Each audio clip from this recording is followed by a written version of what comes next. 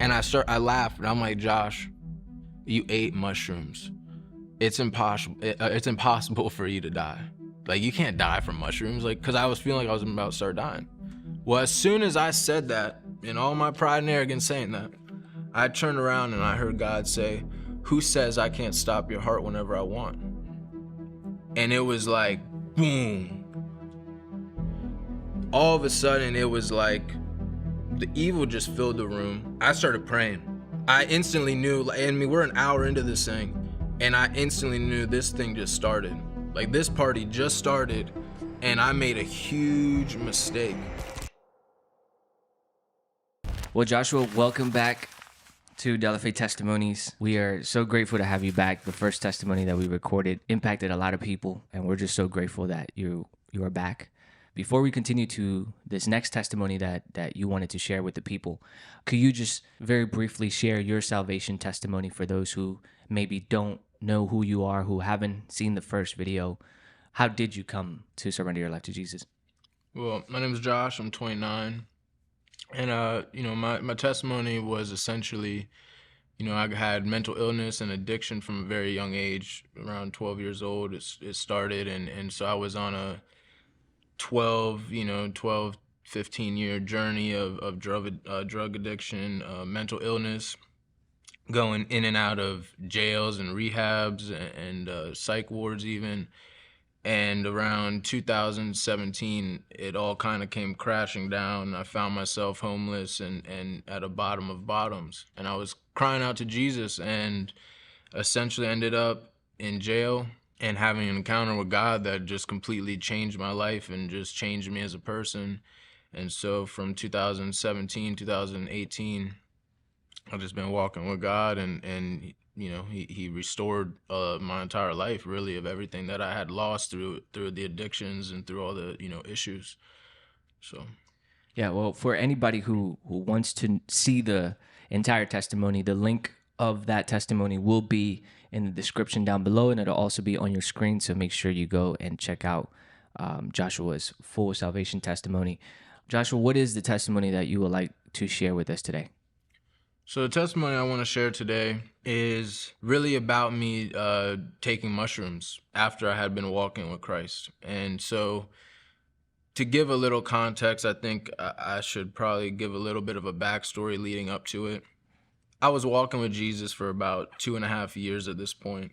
Whenever I got saved, I went immediately into evangelism, immediately into street evangelism and preaching the gospel.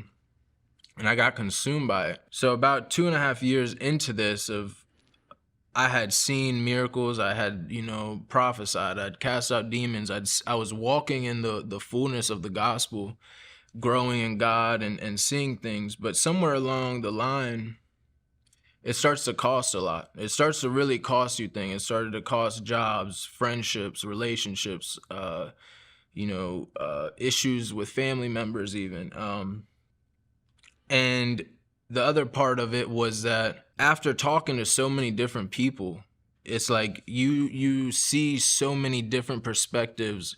And because of my background, I kind of, came up in the new age and very open-minded type of background. You can identify and understand why people think this way. And so for me, I guess what happened was somewhere along this journey, I started to really question, like, Jesus. It was like, Jesus, I know that you're real. Like, I know you're king.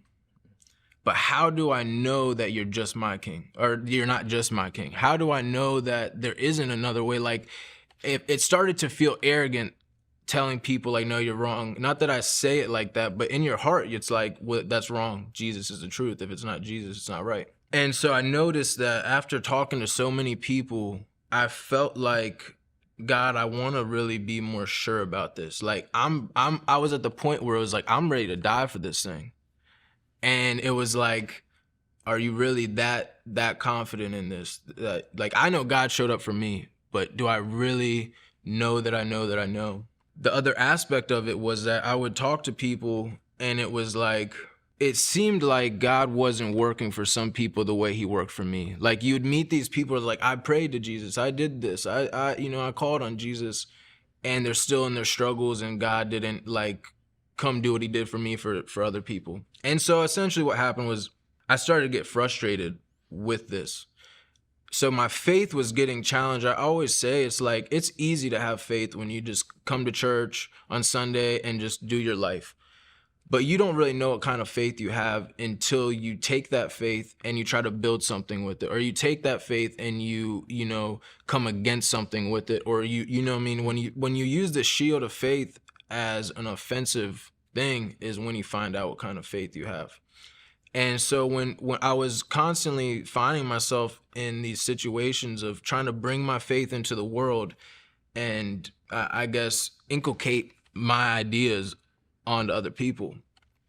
And so basically what happened was I was online one day and I stumbled upon this video of talking about there was a sect of Christianity back in the day that did mushrooms. And that was the seed, where it was like, I saw this, I'm like, this is crazy, this is interesting. I guess the thing about it is that mushrooms and psychedelics in my past were always something separate. Like, I saw drugs as drugs, and then psychedelics to me were like a medicine. And the funny thing about psychedelics is that it taught me a lot of things that are true. It taught me a lot of things about myself that are still true today. It taught me a lot of truth. But the thing about these things is that it's just enough truth to keep you going down the rabbit hole and just enough lie to keep you bound. And so it's like, and an example would be that I would take, mushrooms or acid or something, and it would make me aware of where I was wrong in life, I guess you could say. Like, I would feel guilty about, like, man, I should be a better brother. I should be a better, son. I should be a better employee. Like, it would make me feel as if I was missing the mark. It would make me feel guilty.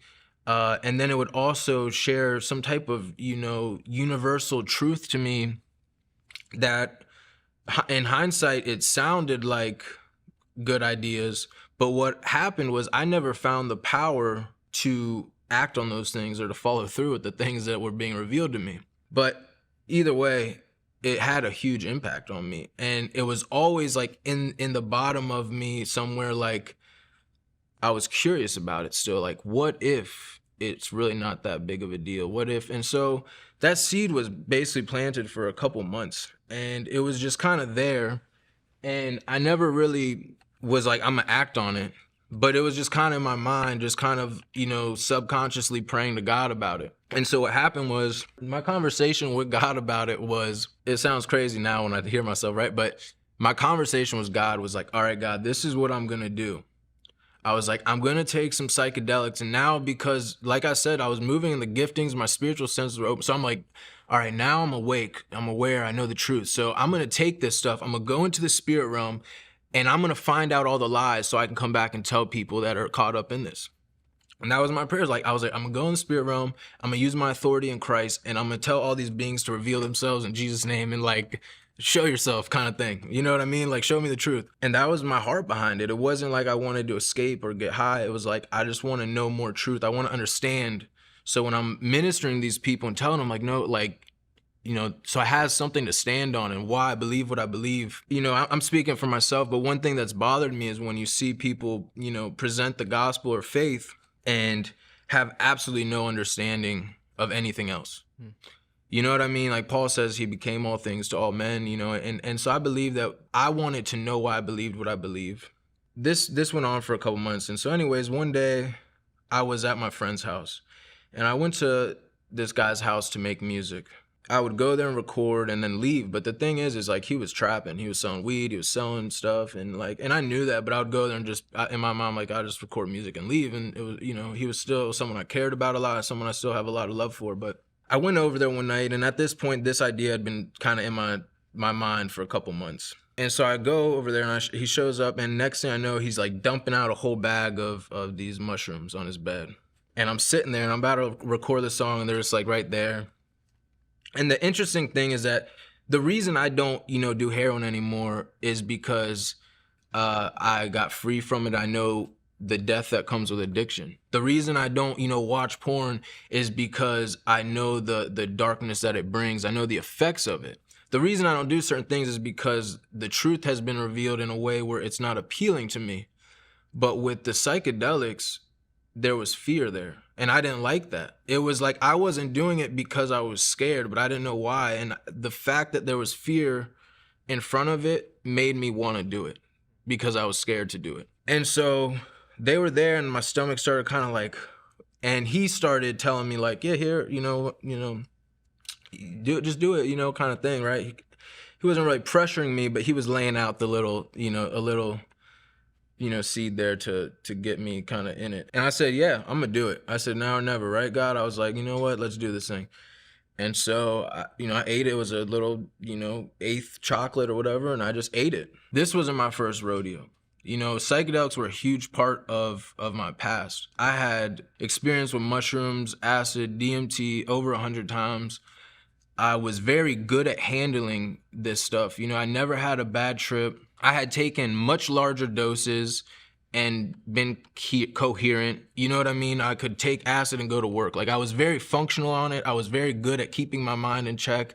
I could be, there was times I was involved with police or violent situations and I could keep my mind, you know what I mean? Like my mind was very good with dealing with psychedelics. It wasn't like this was just my first time and I knew what I was getting into. Like I had done this, I knew what was real. I knew what was me hallucinating. Like I knew how this all worked. And so I take them and I'm sitting there and I'm like, let's go. I'm putting myself in a positive mindset. I'm like, yeah, it's gonna be a good time. And I start feeling this, there's like a little anxiety you start to get when you take mushrooms. Like you start feeling them kind of, it's like anxious before you get into it. And I start feeling that and I'm like, all right, let's just like make music. Let me get my mind off, what this, and we're gonna get into a good mindset. And we're starting to like put on some beats. All of a sudden, my friend, this is probably about 20 minutes in, and I'm feeling good. Like I'm in a good mindset and everything. My friend is like, hey, you wanna go to the bar? These guys wanna go. And I'm like, no, man. Like, you think I wanna go to the bar right now? Like, no, I'm staying here. So he's like, okay. He's like, I'm gonna leave then. So this is about 30, 40 minutes. He gets up and he leaves. And man, when I tell you a switch went off. It was like I was watching him and all of a sudden it was like, I saw that I was being set up. That's how it felt. It felt like someone lured me into somewhere and was like, all right, I'm gonna go. He didn't know this, but as soon as he's like, all right, I'm gonna leave, he walked out and darkness came in. And like I said, my spiritual senses were very aware at this point. I was very sensitive to demonic presences and stuff like that. As soon as he walked out the room, it was like evil came in. And so I'm like, oh man, this is crazy. This is here. But I'm like, nah, I'm tripping. I'm going to have a positive mindset. I know how to handle myself. I'm good. So I'm ignoring it. I'm enjoying it, my time there. But I'm like, I should probably leave here. Well, it didn't get better. It felt like, I could individually feel each presence coming in the room. It would be like a person walking in. I'd feel darkness surrounding me. And all of a sudden, my chest started to cave. Like, it was a pressure. And I'm like, I was having trouble breathing. But I'm like, all right, Josh, we're not doing this. You're good. So I go in the bathroom. And I'm laughing. I'm like cheering myself up. I'm like, this is amazing. Your life's good. You're healthy. I'm telling myself all my blessings. I go in the mirror and I laugh and I'm like, Josh, you ate mushrooms. It's impossible. It's impossible for you to die. Like you can't die from mushrooms. Like, cause I was feeling like I was about to start dying. Well, as soon as I said that, and all my pride and arrogance saying that, I turned around and I heard God say, who says I can't stop your heart whenever I want? And it was like, boom. All of a sudden, it was like the evil just filled the room. I started praying. I instantly knew, we're an hour into this thing, and I instantly knew this thing just started. Like this party just started, and I made a huge mistake. Instantly knew like, oh my gosh, what did I do? Oh my, dude, instantly, God have mercy. God have mercy. Lord, forgive me. I started praying in tongues. And it would be like, it was bad, but I'd stay there. And then I noticed if I stopped, I would feel like darkness consuming me again. I'd get pressure on my chest. Like I'd feel like I was dying. Now, for context, how long does it usually, a trip on mushroom, how long is it usually? A mushroom trip is usually about 5 to 6 hours, I would say 5 to 7 hours, I think, depending how many you have. Yeah. And like I said, this dose was, in my eyes, was just a regular dose. Like, that was what I took. And I had taken much larger doses than this. So this, I'm getting encircled. My very first thought, once I was aware of what was happening, like, I felt like I was encircled by death, and, you know, death ensnared me, encircled me. And my first thought was, Josh, who are you gonna call? You can't call a lawyer in this situation. I can't call my mommy or my daddy. I can't, you know what I mean? I can't call my pastor. Who am I gonna call in this situation? There's no amount of money. Like, I was aware of the huge mistake that I just made. Like, this wasn't, you know, some peccadillo or you know, little mistake. This was like, I was aware immediately, you just made a huge, huge error and you're in big trouble. Like, that was how I knew in the spirit. I just opened the door and legally gave this rights to happen right now. I agreed with this. Well, I'm praying, and it's getting more and more intense. It's getting worse and worse. And I'm feeling like, all right, I need to get out of here. And I remembered my wife was at dinner with some friends. She was coming back. So I'm like, oh, I got to get out this atmosphere. Maybe if I leave the atmosphere, it'll start getting better. So I call my wife. I'm like, you got to come get me. By the time she gets there, about 20, 30 minutes later, I'm like in full distress. Like, it was not, like, all I can tell you is it just felt like darkness was just caving in on me, and I was dying. By the time I got in the car, I couldn't breathe. My wife, she didn't know what was going on. So she's like trying to have a conversation, like, what's going on? I'm like, Jackie, at this point, I was starting to get pulled into the spirit realm. Like, I was leaving my body. And I would just be in this void of blackness, and I didn't know what was going on. All I knew was I felt like I was dying, and the only thing that would make me feel like I would live was to pray.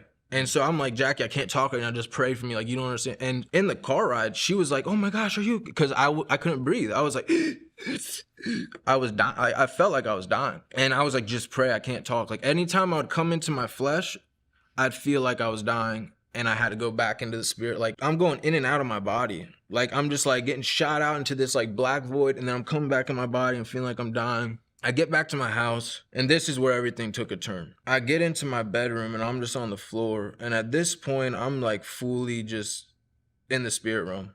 I'm leaving my body, and I'm just gone. And what happens is I find myself floating in this black abyss, and I didn't really know what was going on at first. And then vision started to come to it. Next thing I knew, I was in a hand.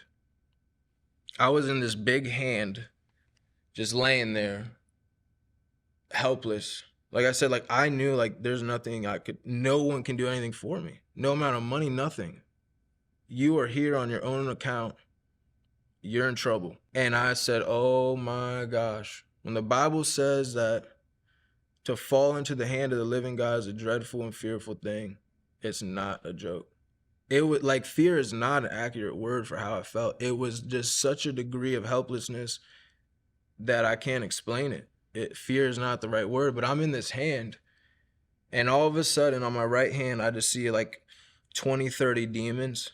And on my left, it was like the kingdom of heaven. I can't explain it. The kingdom was almost veiled in a sense. It was like if you put like a real thin white sheet over something, you could still see what everything is, but the fullness of its glory wasn't revealed. I'm in a hand in the middle of this abyss. I knew hell was under me. It was just a dark abyss of blackness, but I knew if I got dropped, like, I was done. All these demons are on my right side, and they step like they're speaking to heaven. I'm in the middle, like in the hand, like, oh my gosh. And they said, this one that was like bigger than the other one stood up, and he said, we're tired of this kid. They said, he keeps coming to our kingdom and taking people out. And then he came back and ate off our table. Once he said that, it was like everything hit me. Like, the fullness of my mistake was like, oh my gosh, what did you do? And then at that point, it was like, I'm still not being able to breathe. I'm still not being, like, I'm in full blown fear. Now I'm seeing this stuff happen right in front of my eyes. I can't breathe. And I'm like, oh my gosh, please have mercy, please have mercy. And see, what was happening was, like, if I came back to my body, it would feel like I was dying.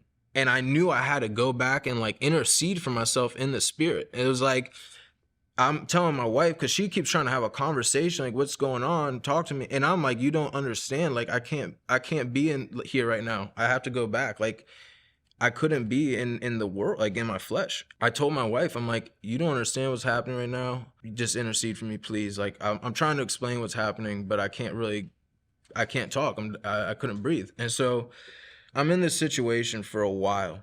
I don't know how long, but for a good amount of time, it's like they're having conversations that I can't hear. There was I was in like the courts of heaven. Like, there was a court case happening and I'm getting persecuted by the devil. I can't hear what's going on. And all I know is I'm terrified. I could feel my organs shriveling up. I could feel life just fully leaving my body. Like, I knew that no matter how much water I drank, I would still be thirsty. I knew that if I got dropped from this hand, that these demons were gonna like take me, or I was just gonna drop into an abyss of hell or something. Like, I wish I could find the words for how helpless I felt. Like, I was in a hand and knew that there was nothing I could do, and that these demons were coming to get me. Like, they were like, this kid invited us here. He broke a law, and like, this was a major infraction, and we're coming to get justice on this. That's how it felt. And so I feel my body like dying. And the other thing was that fighting was tiring. So I'm like in this hand, I'm pleading out to God, like, God have mercy, God forgive me, like, what, like, I'm sorry. But I was so exhausted, like, I can't really explain it. There's a psalm that says, in your hand I've been spent. And that's how I felt. I was completely like void of energy. And so at one point, after like an hour or two of this, I said, God, you know what? I believe you're just. I said, Jesus, I made a big mistake, but you're my Lord, my Savior. I said, I give up. I surrender to your hand. And I went limp. And I started feeling myself dying.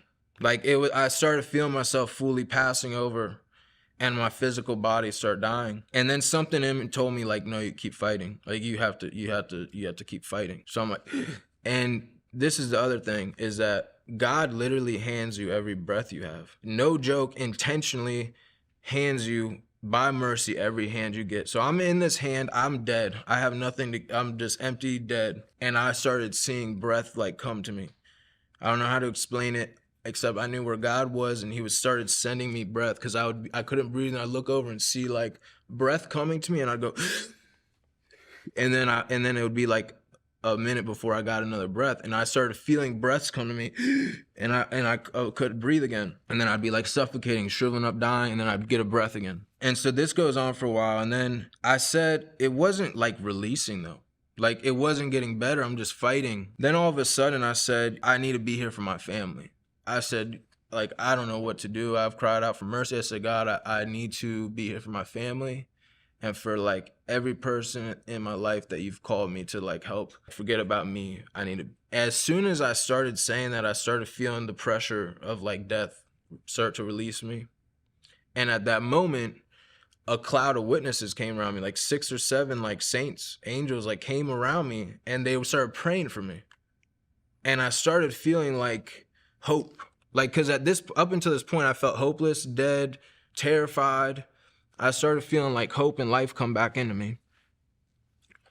And all of a sudden, it was like a shadow of a cross came into like the attention of everything. Like I was aware, like there was angels and beings in the kingdom of God. And then there was all these demons, and it was a kingdom of darkness. And I'm in the middle of it all. All of a sudden, everything's attention, even like heaven's attention, all turned, and it was a shadow of a cross.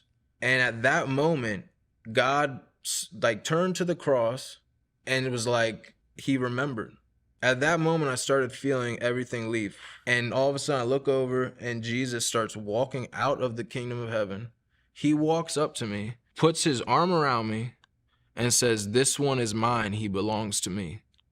He said everything obeyed, everything listened. He spoke to everything. Said, "This one's mine. He belongs to me." We turned. I end up back in my body, and I start going through deliverance. I mean, like, I puked my guts out. Like, I filled up 3 plastic grocery bags, just puking my guts out. Like, it hurt. It was like pulling my very insides out, kind of throw up. And I start puking, and collapse. Like every ounce of energy and strength I had was gone. then I find myself back in the spirit. And this is where everything shifted into, I'm in heaven now. Like I was, and still the fullness of the glory of heaven was still concealed, but I could still see everything. It was just not in its fullness of glory. It was like maybe half of it. I don't know. I walk in, the first thing I see, I'm back out of my body. I look and Jesus is in front of me and he says, maybe we shouldn't do that again. Bro, he smiled at me. When people talk about the goodness of God, it's like, it is crazy.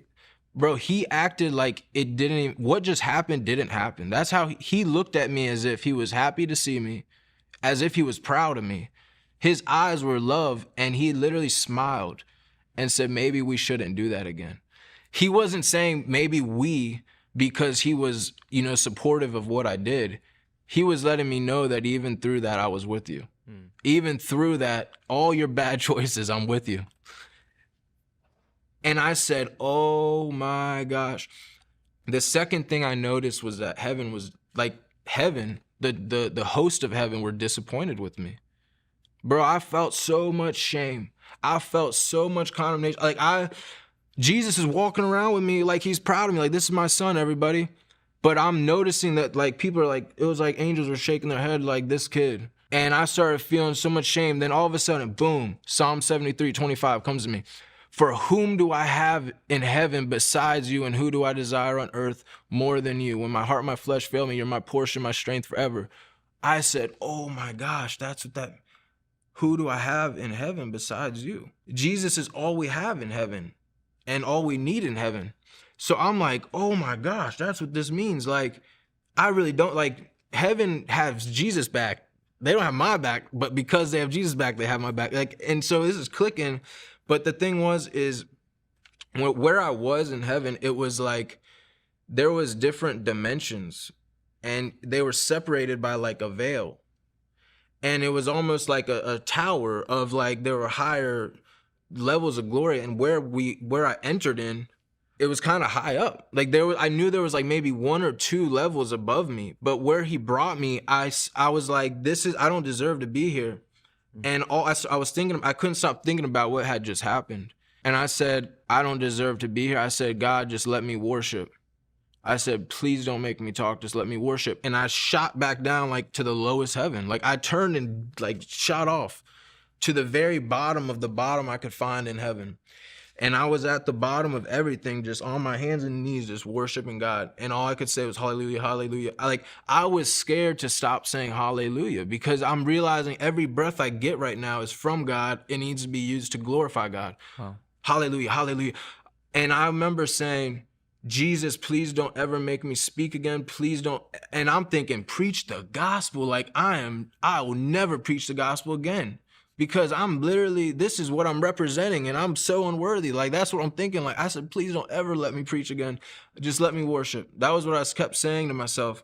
And some time went by and Jesus like came back to me. He came down to wherever I was and and everything in the spirit, you speak telepathically. Like all this stuff, you just know. Intuition's on point. You just know what people, like everything is a knowing. So you're still connected to the Father. Like I knew like the whole time I knew what was going on just by knowing. And Jesus basically washed that condemnation off of me. And that like he came to me and sat with me in that place.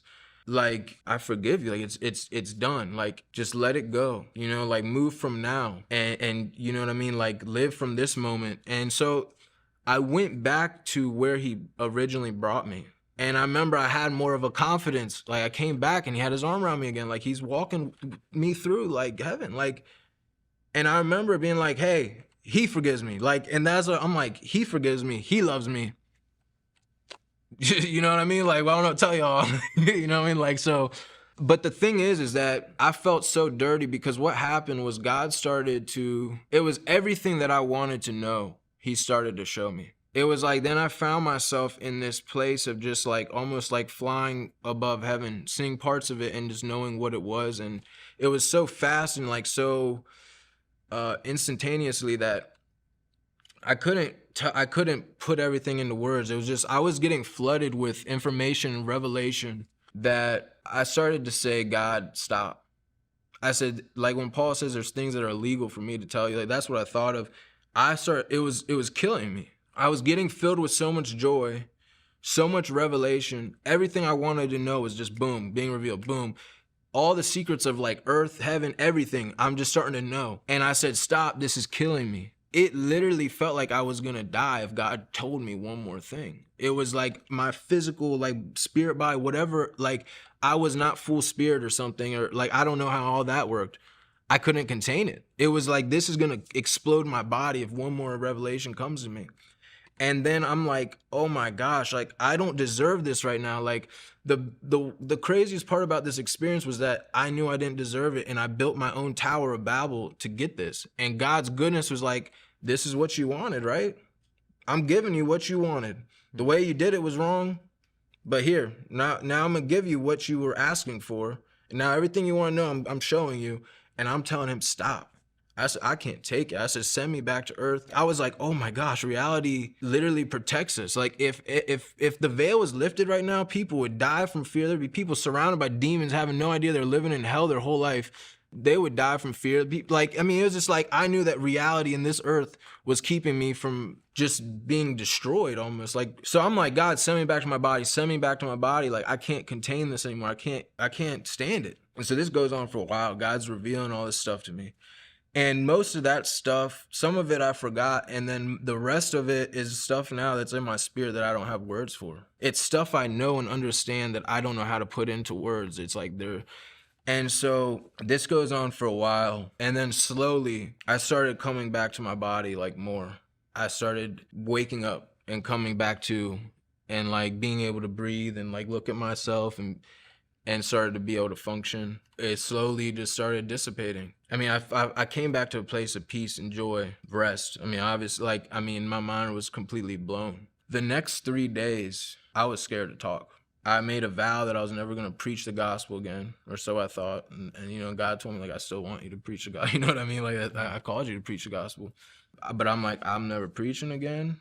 I'm never speaking again. I think if there was one thing that I took away from that experience was that just that literally every breath that we're getting right now is God's mercy. Like, he intentionally was sending me breath, bro. Like, that was probably the most wild thing to me. The next thing was Jesus's forgiveness. And I think God knows my heart, and hopefully you hear my heart when I say it. It's like, Jesus is weird, man. Like, he's so weird in the way that, like, he's not like us at all. He really is love. Like, he really like looked at me, and it blows my mind every time I like think about it. Just instantly, boom, I came, you're mine, and now it's all gone. Like, we're here, I love you. So after that, like, I came back, and it was like, all right, I got my answers. Like, I understand now what that stuff is. I understand, you know what I mean? I understand. What was the answer? What did you receive? So what I received from all that is that Satan introduces himself as a being of light. So what I realized is that all those years before taking psychedelics and all that stuff, what you're doing is you are kicking open the door to the spirit realm. You know, we got people that are just have no spirituality, especially in high school and stuff. When I was started taking it, like, you're just taking psychedelics, having no idea what's going on. You're just taking it as a party thing. But what you're doing is like, you are just kicking the door open to the spirit realm, saying, hey, what's up, guys? I'm here. And the thing is that your spirit, man, isn't even built up to understand what's even happening around you. And so the devil, he just dances around as a being of light. It's like everything you're seeing. Like, I had encounters with spirit beings before. I've gone, you know, had other dimension beings come to me. I had experienced all that, and they would teach me things that sounded good. And that's what goes back to what I was saying, is that what you're experiencing on these psychedelics is just enough truth to keep you bound. You know what I mean? It's just enough lie to keep you bound. So it's like you're getting stuff that's like, this is good, but boom, at the end of it, there's a hook that's going to keep you bound to something.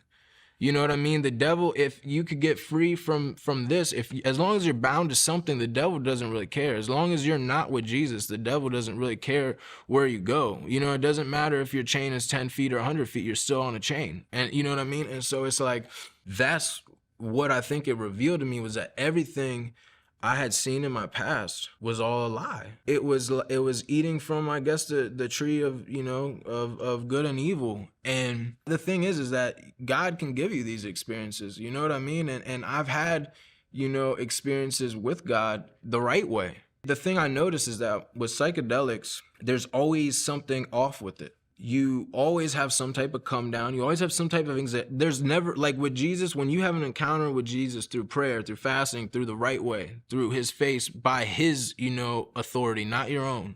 It's clean, it's pure, it has joy, it has peace. There's nothing, no side effects. With psychedelics, there's always some side effect. You come down, you're anxious. You come into it, you got to feel sick or throw up or feel anxious. There's always some dirt to it. And that's when I look back, I noticed every time I took psychedelics, there was some type of like this is dirty feeling. No matter what, no matter how good the experience was, there was always a point of this doesn't feel pure, And so I think that was one of the biggest things I realized. You mentioned that that there was a fear of psychedelics before you went into it, which is what led you to go into it because of that fear. Yeah. What happened to that fear? Oh, I fear them now. No, I don't like now. Like I actually saw some the other day. I'm not gonna say where, but someone I know. I went in their medicine and I seen them, and I almost I said, "Oh God!" I just see it as pure death. It's like I don't fear them. I learned my lesson, man. I went there, and like I said, that's not something that's always a good thing. I'm someone that learns the hard way, and I'm someone that wants to experience for myself. I jumped into that thing knowing full well it wasn't the best idea, but now it's just I know, like I think I would die if I took them ever again. It's I'm not showing up to that courtroom in those circumstances ever again. Yeah. How should we, as friends, as family of people who maybe are taking psychedelics, how should we react to them? How should we be there for them as Christians? I think the first thing is we have to understand that people are having very, very real encounters on these things. They're very, very real experiences. And so I think the first thing is to understand, like I'll use this analogy. If I met someone, I go to preach the gospel with somebody, and I said, hey, Jesus, whatever, right? And they said, man, look, I don't believe that. I had a UFO come to me and aliens come to me. Am I gonna argue their experience? No, you didn't. You're wrong. It's a lie. Like a lot of times, that's typically what happens. Is we go, from a Christian perspective, and we know that it's a lie, but we approach them like that's a lie. It's not true. And it's like you are telling somebody their experience and what their reality is didn't happen, essentially, or that, you know what I mean? And so I think the first thing is that we have to understand that these are real experiences, and there's not a lot that you could tell somebody other than ask Jesus to reveal the truth. Go ahead and take these mushrooms, sure. Don't tell them to do that, but you know what I mean? Like, okay, go eat your mushrooms. Call on Jesus when you eat those things. Tell Jesus to show up when you eat those things. Ask for truth to be revealed. You know what I mean? I think that there's not too much we can do other than to keep pointing them to Jesus, keep praying for them. You know what I mean? And ask for the truth to be revealed. Yeah. Any last words to the people watching? I think you've given us a lot here to take in, and and a lot of things that are very. I mean, it's just laid out. It's plain and simple. Any last words for the people who are watching your testimony right now? I'll say two things. To the people that are in Christ that feel any type of condemnation, shame, I want to tell you that God is way better than we know, way better than you could ever imagine. I still don't even know the full goodness of God, but I do know that after that encounter, I learned that Jesus is never upset with me. Jesus is always speaking life. He's always speaking more. He's always speaking truth. That is the foundation from which he lives from. What I experienced was Zechariah 3:1. I didn't read that scripture until after, but that is literally what I experienced, was the devil at my right hand saying, this one's guilty, and God saying, I'm not guilty. I didn't get the robe and the turban at that time, but that's what he pulled me in and called me his own. Then the next thing I would say is that the new age has so many people confused. Psychedelics are becoming a bigger and bigger thing. Microdosing, ayahuasca, retreats, And I want to tell you that those things are lies. It doesn't even make sense. There was a guy, I went on a Clubhouse room and I shared part of my experience. And someone, I said, so what is that then? And it was a shroom room. And I just wanted to hear feedback. I already knew where I stood, and some guy said you had to eat more. So I said, so you're telling me that the more mushrooms I eat, the more healing I'll do? He said, yeah. And I'm like, bro, it doesn't even make sense. So you're telling me that the God of this universe put us on earth and said, the way that these humans have to contact me is they have to go eat fungus out of cow poop or grow a fungus. What if you don't have money? What if you don't have the resources? Then you can't experience God. Like, think about that. I need to have these mushrooms. I need to have this psychedelic to encounter the divine being, the creator. Like, when you think about it like that, it doesn't even make sense. All these things are rabbit holes, and you're never going to land anywhere. And I notice that people that take them never know what truth they stand on. It's always, yeah, I feel like this. Yeah, I feel like that. And I'm not condemning them. Like I said, that's what led me to this experience, was that, I was standing in that place of not being sure. But I am pretty positive, 99.99% sure, that these things are just leading you astray. These things are not the truth. And I promise you, if you call on Jesus on one of these encounters or one of these experiences, you start calling on Jesus as Lord because Jesus is King, you'll find out. They're never going to lead you to life, and they're always going to keep you ensnared. And that's pretty much it.